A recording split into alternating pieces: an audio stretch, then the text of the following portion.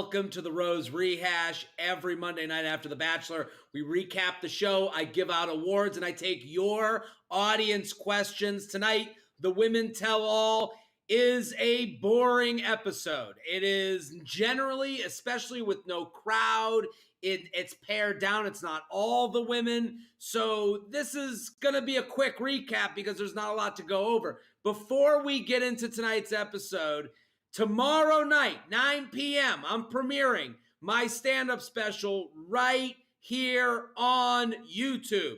Hit the trailer.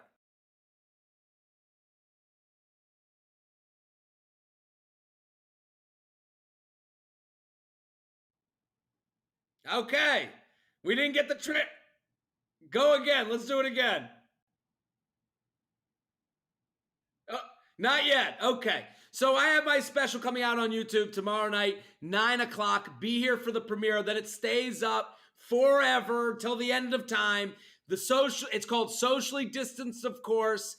All you got to do is be subscribed to my page, hit the reminder, get a whole crew together, put it up on the TV, airplay it. It's going to be a great time. It's 35 minutes, and it's all material about the social anxieties of 2020. People wearing the mask, people not wearing the mask, people yelling at you online, all that stuff. It's all in there. I want you to enjoy it. Let's get to the. Do we have the trailer? Not. We'll have it at the end. Okay, so let's get to the recap. Tonight, the Women Tell All. Chris Harrison comes out. The best part about Chris Harrison coming out is that we've already established Chris Harrison stepping down. He gave a horrible interview with Rachel Lindsay. He is in trouble with the world, and they put up on the screen, they're like, this has been recorded in February before we knew that Chris was an idiot who would answer questions and thinks that racism didn't start until after 2018. Like, everyone is separating themselves from the bad parties, but they have this show they have to put on. So they put up that on the screen. We get to the show. Chris is like, I got 15 of the women here.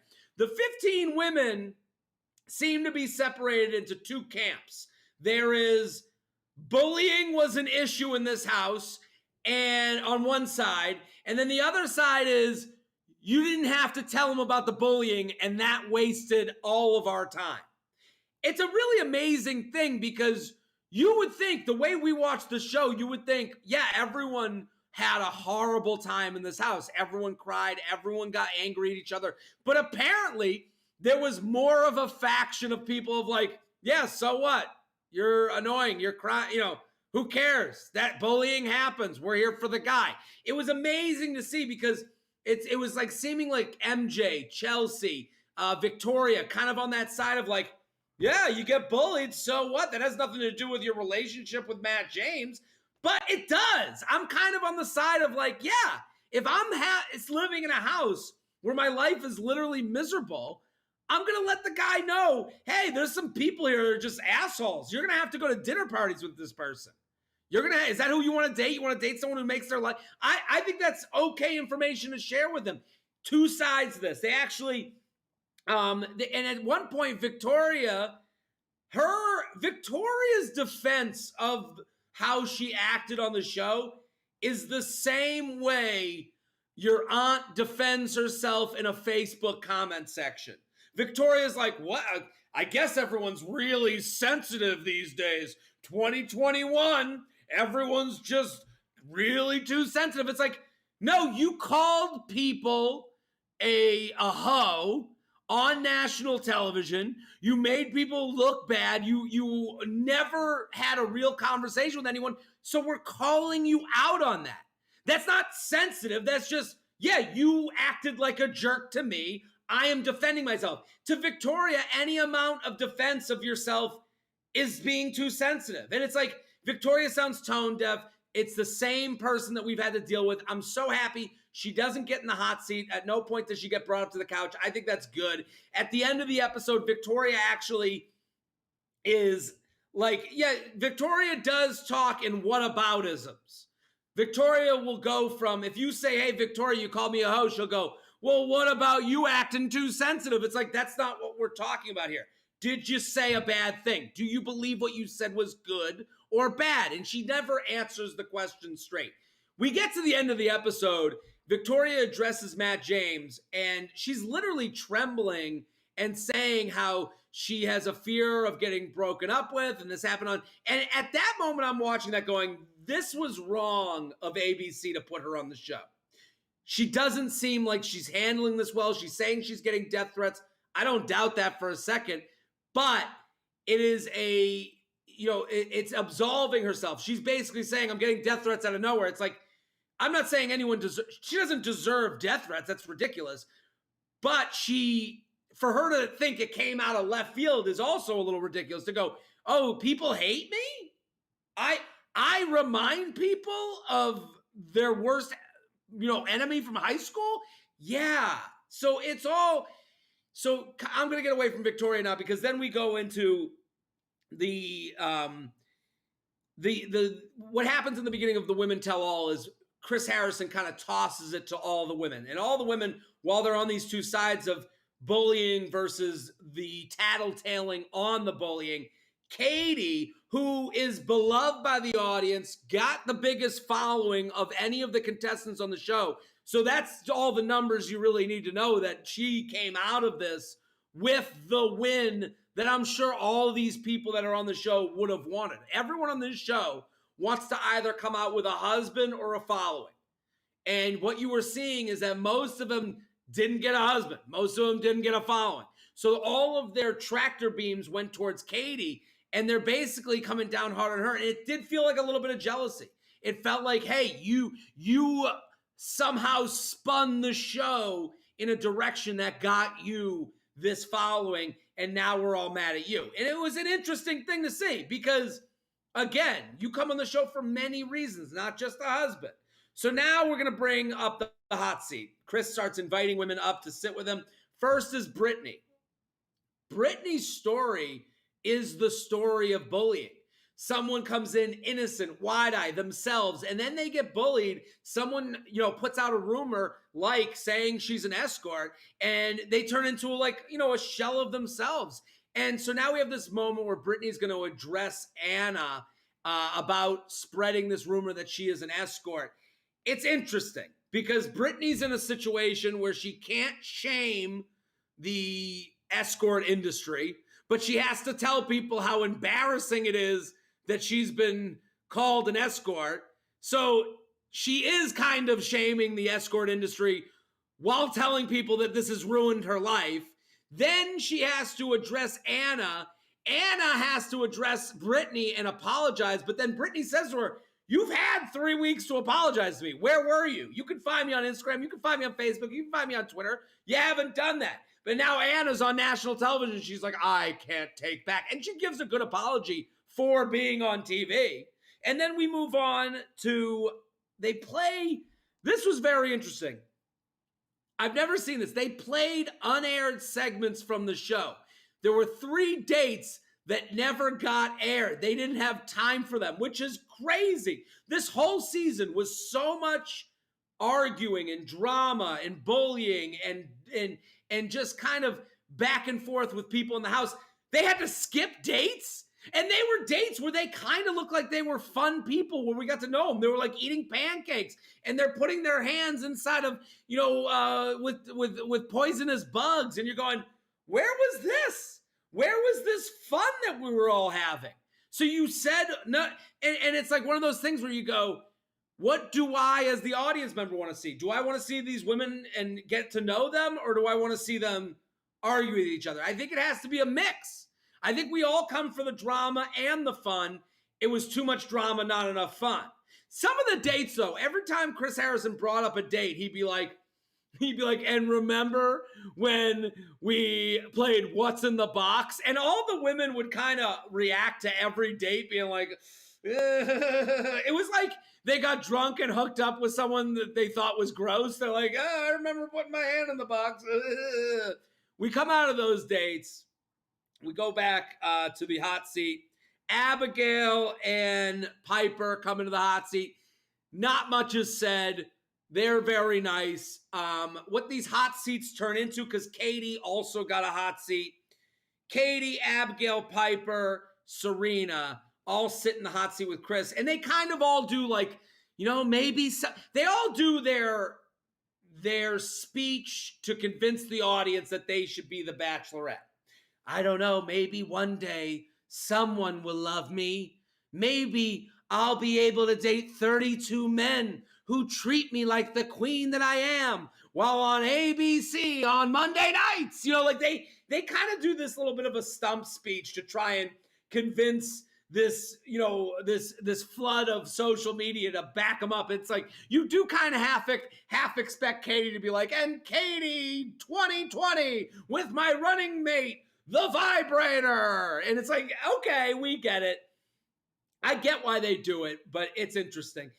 The last person on the hot seat was Serena P. That was a good interview because Serena P dumping Matt James is being played into this thing that isn't true to me.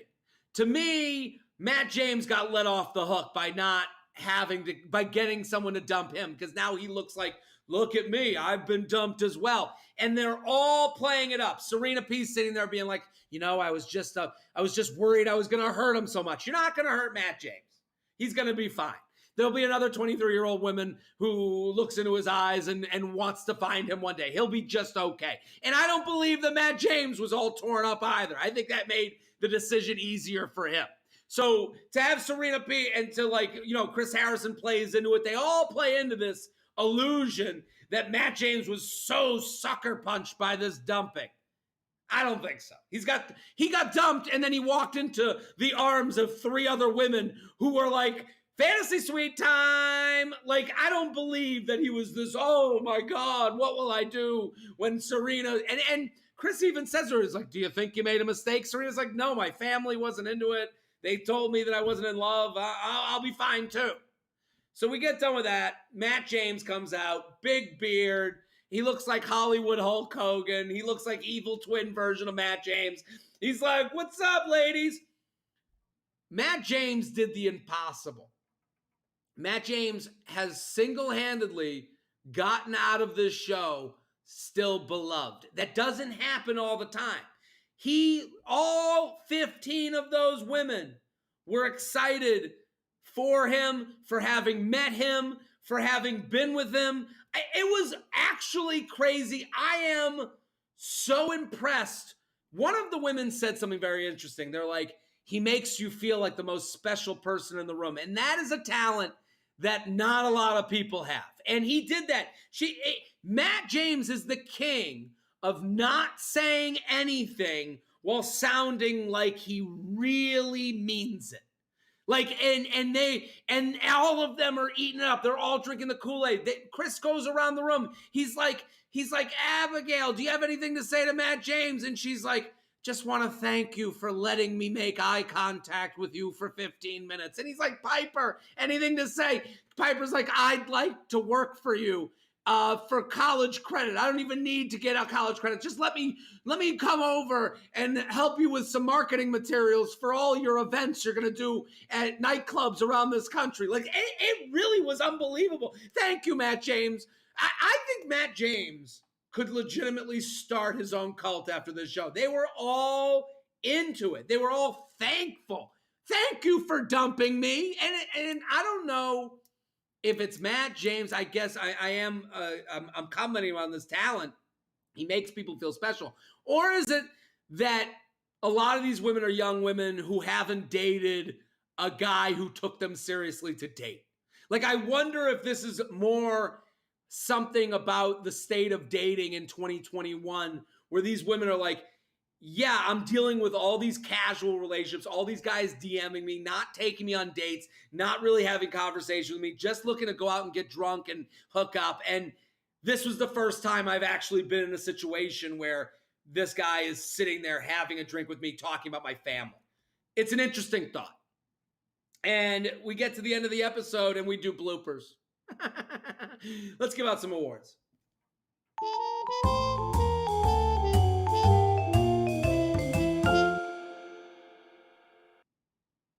The Batchies is where I give out roses to my favorite characters and divorce papers to my least favorite characters from tonight's episode. Let's start with the roses. The first one has to go to Matt James. Matt James, I envy your ability to literally make people feel like they are the most special person in the room. I envy your ability to what, and he does it. He sounds genuine. He's on stage. Yeah, but to me, this is what happens when what we learned from Matt James is don't make any promises. Never make any promises, and no one can ever get mad at you, and end it the minute things get a little bit more serious than you can be. It's a lesson for life. The next rose, Katie. Katie comes out of this season with the biggest following, the biggest chance of being the Bachelorette, and all these women are yelling at her, getting mad at her, and she handled it. You know, she got through the night. She sat there, took the arrows, and she threw them right back. They were like, she didn't apologize for telling Matt about the bullying in the house. She stuck to her word. Good for Katie. The last rose goes to Tyler C. Tyler C now has his best friend equally as well liked as him in the Bachelor Nation universe. That means they get to travel around the world together for free. They'll be on Matt James and Tyler C are going to go on a sponsored post world tour brought to you by Tummy Tea and some sparkling alcoholic seltzer company. I'm telling you, Tyler C and Matt James have solidified the next 10 years of getting paid to be the nice guy that we would like to date. And they did it. You did it, boys. You've done good. Let's give out some divorce papers. First one goes to MJ. MJ, her defense of her actions on the show, she denied. And then MJ says, well, I'm just here to uplift other women. No, you went on the show. You acted like an ogre to everyone. You looked at Jasenia in the face and you were like, got the big hair, big energy, and you better not say my name. And it's like, MJ, we all watched it. We watched the show. Tell us what we missed here. She couldn't. The next divorce paper goes to Victoria.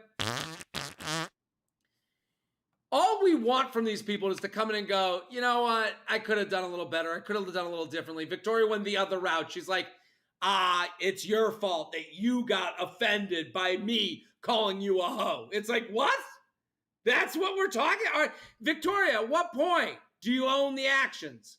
And it seems to be crushing her inside. She's speaking, trembling. Her voice she's on the verge of tears at the end of that episode. And it's like, I think she thinks this is the only way to go, is to just deny fault.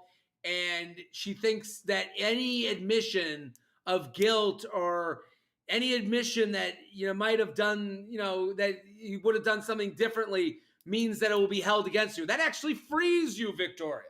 That actually makes us go, yeah, okay, maybe she learned a little bit that you didn't look so right on this show. Instead, she blames everyone else. The last divorce paper goes to the bloopers.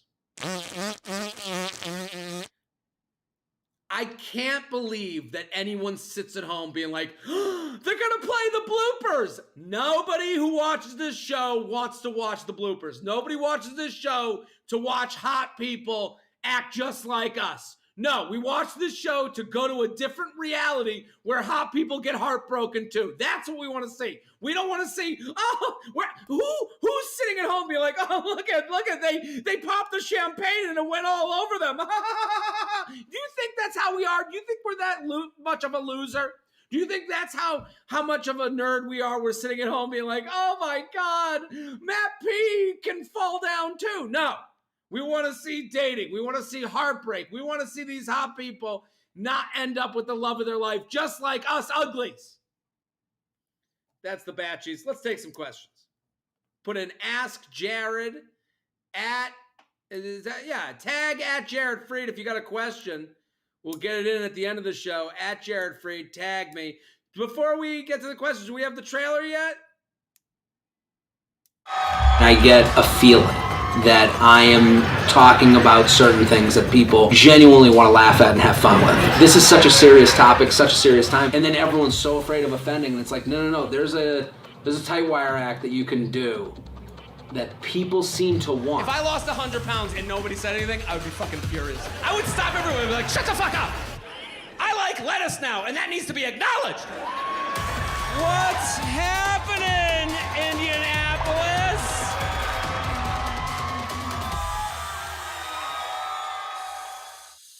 Socially distanced, of course. That's the special. 35 minutes, making an event. Tune in for the premiere at 9 o'clock tomorrow night. I'll be there in the live chat answering questions throughout the premiere. I want you guys to have fun with it. I want it to be an event. You know, listen, we're all stuck inside a little bit more than we'd like to, so let's get on youtube.com/Jared Freid. Watch it. Do we have any questions? Who do you wish we heard from tonight that didn't get airtime? I think I wanted even though I didn't think Victoria was really well enough to be in the position of talking, I did want her leveled with. Like, I wanted Victoria to not be yelled at, but to be just questioned. I wanted to get Victoria thinking she was, not convincing us, but thinking she was answering these questions in a non-defensive way. Because I do want to get inside her head to think, what made you think this is the appropriate way to come on the show? Do you feel that you kind of stirred the drink of drama that happened on the show? So I don't think it was nice of ABC to have Victoria on, but I do think I would have liked to have heard more of what she believed was the right thing without accusing her. Because I think when she gets into defense mode, we don't hear an answer that is just open and honest. I want to hear what she honestly thought she was doing on this show that was so right or maybe wrong. Do we have another question? Make your call for the next Bachelorette. Right now, I still got Katie. Or they go another season. I don't think we met any of the other women enough. So maybe they go another season or we go Katie. What do we got? Another one? Why was Heather cut from the Women Tell All? Wrong answers only. Now I'm trying to remember who Heather was. Am I out of my mind? Oh, Heather the minivan. Yeah, Heather probably couldn't find it. She put the wrong address into Google Maps when she was dropping off her kids at soccer practice. Let's do another one. Who would play Victoria in a movie remake of The Train Wreck of a Season? Ooh. Who's the girl from Crazy Ex-Girlfriend? I think her. Do we know who that is? Can we get a Google search on that? Do we know, Benji? I think she's the one. Crazy Ex-Girlfriend. Rachel Bloom. I think she would be good in that role. Let's do another one.